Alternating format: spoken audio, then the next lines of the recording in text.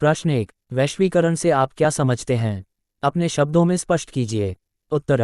वैश्वीकरण का तात्पर्य विभिन्न देशों द्वारा अपनी अर्थव्यवस्था को अन्य देशों के लिए खोलने से है तथा विभिन्न अवरोधों को हटाने से है ताकि विभिन्न देशों के मध्य आर्थिक गतिविधियों का विस्तार हो सके, पूंजी व श्रम का स्वतंत्र रूप में आवागमन हो सके तथा विदेश व्यापार एवं विदेशी निवेश में भी वृद्धि हो सके।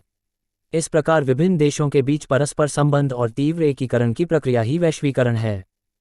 प्रश्न 2। भारत सरकार द्वारा विदेश व्यापार एवं विदेशी निवेश पर अवरोधक लगाने के क्या कारण थे? इन अवरोधकों को सरकार क्यों हटाना चाहती थी? उत्तर। स्वतंत्रता प्राप्ति के पश्चात भारत सरकार ने विदेश व्यापार एवं विदेशी निवेश पर अवरोधक लगा रखे थे। इसका मुख्य कारण भारतीय उत्पादकों को विदेशी प्रतिस्पर्धा से संरक्षण प्रदान करना था। उस समय भारतीय उत्पादकों की आर्थिक स्थिति सही नहीं थी तथा वे उत्पादन की परंपरागत तकनीकों का उपयोग करते थे। ऐसी स्थिति में यदि सरकार द्वारा विदेश व्यापार एवं विदेशी निवेश पर प्रतिबंध नहीं लगाया जाता तो ये उद्योग विदेशी वस्तुओं से प्रतिस्पर्धा नहीं कर पाते तथा देश में औद्योगिक पतन प्रारंभ हो जाता और उद्योग धंधों के नष्ट होने से यहाँ के श्रमिक बेरोजगार हो जाते एवं उनकी आर्थिक स्थिति दयनीय हो जाती। वर्ष 1991 में भारत को अपनी नीतियों में परिवर्तन करना पड़ा तथा इन अवरोधकों को हटाना पड़ा क्योंकि सन 1991 तक भारतीय उत्पादक विश्व के उत्पादकों से प्रतिस्पर्धा करने में सक्षम हो गए थे। अब यह महसूस किया जाने लगा था कि प्रतिस्पर्धा से उत्पादकों की गुणवत्ता में सुधार। हम अंतर्राष्ट्रीय का सहयोग प्राप्त करना चाहते थे। अवरोधों को हटाने से हमारे विदेश व्यापार में वृद्धि होगी जिससे यहाँ के उत्पादकों एवं उपभोक्ताओं दोनों का लाभ होगा। प्रश्न 3। श्रम कानूनों में लचीलापन कंपनियों को कैसे मदद करेगा? उत्तर। श्रम कानूनों में लचीलेपन से कंपनियां अपनी मनमानी करेंगी तथा श्रमिकों को कम मजदूरी पर कार्य करवाएंगी एवं श्रमिक को दैनिक आधार पर रखेंगी। इससे श्रमिकों का तो शोषण होगा किंतु कंपनियों को लाभ होगा। श्रम कानूनों में लचीलेपन से कंपनियों को श्रम लागत कम उठानी पड़ेगी जिससे उनके उत्पादों की लागत भी कम हो जाएगी। उत्पादन लागत कम होने से कंपनियों को प्राप्त होने वाले लाभ में वृद्धि होगी। प्रश्न 4। दूसरे देशों में बहुराष्ट्रीय कंपनियां किस प्रकार उत्पादन या उत्पादन पर नियंत्रण स्थापित करती हैं? उत्तर। दूसरे देशों में बहुराष्ट्रीय कंपनियां विदेश व्यापार तथा विदेशी निवेश के द्वारा उत्पादन पर निम्न प्रकार नियंत्रण स्थापित करती हैं। बहुराष्ट्रीय कंपनियों के निवेश का सबसे आम रास्ता स्थानीय कंपनियों को खरीदना और उसके बाद उत्पादन का प्रसार करना है तथा अपार संपदा वाली बहुराष्ट्रीय कंपनियां यह कार्य आसानी से कर लेती हैं। ये कंपनियां दूसरे देशों के साथ मिलकर संयुक्त उत्पादन भी करती हैं तथा धीरे धीरे दूसरे देश के उत्पादन पर अपना नियंत्रण स्थापित कर लेती हैं, ऑर्डर देती हैं। ये कंपनियां इन वस्तुओं को अपने ब्रांड नाम से उपभोक्ताओं को बेच देती हैं। प्रश्न 5। विकसित देश विकासशील देशों से उनके व्यापार और निवेश का उदारीकरण क्यों चाहते हैं? क्या आप मानते हैं कि विकासशील देशों को भी बदले में ऐसी मांग करनी चाहिए?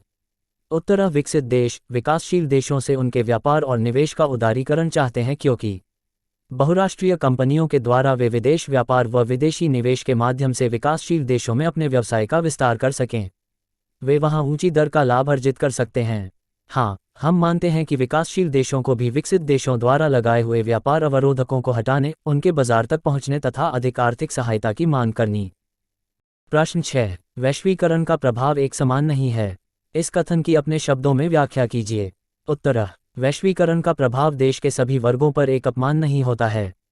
यथा वैश्वीकरण से बड़े उद्योगों एवं उपभोक्ताओं को तो लाभ होता है। बड़े उद्योगों को अपना विस्तार करने का अवसर मिलता है जबकि उपभोक्ताओं को कम कीमत पर अधिक गुणवत्ता वाली वस्तुएं प्राप्त होती हैं। के फलस्वरूप कई भारतीय कंपनियों की प्रतिस्पर्धा क्षमता में सुधार हुआ है तथा वे बहुराष्ट्रीय कंपनियां बन गई हैं। वैश्वीकरण से बहुराष्ट्रीय कंपनियों के आगमन से रोजगार के नए अवसर सृजित हुए हैं। वैश्वीकरण से भारतीय कंपनियों को भी आधुनिक विदेशी तकनीकों का लाभ मिला है। वैश्वीकरण से छोटे उद्योगों कुटीर उद्योगों को भारी क्षति होती है क्योंकि ये उद्योग वैश्विक प्रतिस्पर्धा का सामना नहीं कर पाते हैं तथा बंद हो जाते हैं, अतः इसमें वो नगारा फैलती है। वैश्वीकरण के फलस्वरूप कई बार श्रमिकों के हितों का संरक्षण भी नहीं हो पाता है। अतः स्पष्ट है कि वैश्वीकरण का प्रभाव एक समान नहीं होता है। प्रश्न 7। व्यापार और निवेश नीतियों का उदारीकरण वैश्वीकरण प्रक्रिया में कैसे सहायता पहुंचाता है? उत्तर। वैश्वीकरण का तात्पर्य विभिन्न देशों के मध्य आर्थिक गतिविधियों का बिना अवरोध संचालन से है। व्यापार एवं निवेश नीतियों के उदारीकरण से हमारा तात्पर्य आयात निर्यात पर लगे प्रतिबंधों को कम करने से है। यदि इन प्रतिबंधों को कम कर दिया जाएगा तो दो देशों के बीच आर्थिक गतिविधियां बढ़ेगी, विदेश व्यापार में वृद्धि होगी तथा विदेशी निवेश बढ़ेगा। इस प्रकार उदारीकरण के फलस्वरूप वैश्वीकरण की प्रक्रिया में तेजी आएगी। अतः उदारीकरण वैश्वीकरण की प्रक्रिया में सहायक है। प्रश्न 8, विदेश व्यापार विभिन्न देशों के बाजारों के एकीकरण में किस प्रकार मदद करता है? उदाहरण सहित व्याख्या कीजिए। उत्तर, विदेश व्यापार के माध्यम से दो या अधिक देशों के मध्य आर्थिक गतिविधियां अर्थात वस्तुओं का लेन देन होता है, जिससे दोनों देशों या अधिक देशों में पारस्परिक संबंध बनता है। विदेश व्यापार से वस्तुओं एवं सेवाओं का विश्व के विभिन्न बाजारों में आवागमन होता है। इससे विभिन्न देशों के बाजारों का एकीकरण होता है। उदाहरण के लिए भारत अफ्रीकी देशों से हीरे जवाहरात का कच्चा माल आयात करता है तथा उसे देश में निर्मित कर विकसित राष्ट्रों जैसे अमेरिका, यूरोप आदि को निर्यात करता है। इससे इन देशों के बाजारों का एकीकरण होता है। प्रश्न 9, वैश्वीकरण भविष्य में जारी रहेगा? क्या आप कल्पना कर सकते हैं कि आज से 20 वर्ष बाद विश्व कैसा होगा? अपने उत्तर का कारण दीजिए। उत्तर, वैश्वीकरण निरंतर बढ़ रहा है तथा विगत 2 दशकों में इसमें तीव्र वृद्धि आई है। आज से 20 वर्षों पश्चात पूरे विश्व के देशों का बाजार समान हो जाएगा तथा सभी देशों में समान वस्तुएं एवं सेवाएं उपलब्ध हो पाएंगी। इसके अनेक कारण हैं। यथा, संपूर्ण विश्व में बहुराष्ट्रीय कंपनियों का विस्तार होगा, जिससे विश्व के बाजार एक दूसरे के निकट आएंगे। बहुराष्ट्रीय कंपनियों द्वारा विदेशी निवेश में वृद्धि होगी। श्रम की गतिशीलता बढ़ने से कुशल एवं अकुशल श्रमिक विश्व में फैल जाएंगे। विभिन्न देशों में लोगों का वृहत स्तर पर आवागमन बढ़ेगा। सांस्कृतिक मूल्यों के आदान प्रदान में वृद्धि होगी तथा सभी देशों के लोगों के जीवन स्तर में वृद्धि होगी। प्रश्न 10, मान लीजिए कि आप 2 लोगों को तर्क करते हुए पाते हैं। एक कह रहा है कि वैश्वीकरण ने हमारे देश के विकास को क्षति पहुंचाई है, दूसरा कह रहा है कि वैश्वीकरण ने भारत के विकास में सहायता की है। इन लोगों को आप कैसे जवाब दोगे? उत्तर, ये दोनों लोग अपने तर्कों के आधार पर सही हो सकते हैं, क्योंकि पहला व्यक्ति इस आधार पर सही हो सकता है कि वैश्वीकरण के फलस्वरूप हमारे लघु एवं कुटीर उद्योग प्रतिस्पर्धा का सामना नहीं कर पाते तथा वे नष्ट हो रहे हैं, साथ ही देश में उपभोक्तावाद को बढ़ावा मिला है। दूसरे व्यक्ति का तर्क इस आधार पर सही हो सकता है कि देश में निवेश बढ़ता है, रोजगार में वृद्धि होती है, नई प्रौद्योगिकी आती है, उपभोक्ताओं को कम कीमत पर अधिक गुणवत्ता वाली वस्तुएं उपलब्ध होती हैं, देश का निर्यात बढ़ता है आदि। प्रश्न 11, रिक्त स्थानों की पूर्ति कीजिए। 2 दशक पहले की तुलना के बीच अधिकतम।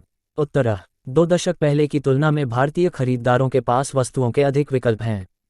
यह वैश्वीकरण की प्रक्रिया से नज़दीक से जुड़ा हुआ है। अनेक दूसरे देशों में उत्पादित वस्तुओं को भारत के बाजारों में बेचा जा रहा है। इसका अर्थ है कि अन्य देशों के साथ व्यापार बढ़ रहा है। इससे भी आगे भारत में बहुराष्ट्रीय कंपनियों द्वारा उत्पादित ब्रांडों की बढ़ती संख्या हम बाजारों में देखते हैं। बहुराष्ट्रीय कंपनियां भारत में निवेश कर रही हैं क्योंकि यहां वे अधिक लाभ अर्जित करती हैं, जबकि बाजार में उपभोक्ताओं के लिए अधिक विकल्प उपलब्ध हैं। इसलिए बढ़ते विदेशी व्यापार और विदेशी निवेश के प्रभाव का अर्थ है उत्पादकों के बीच अधिकतम प्रतिस्पर्धा।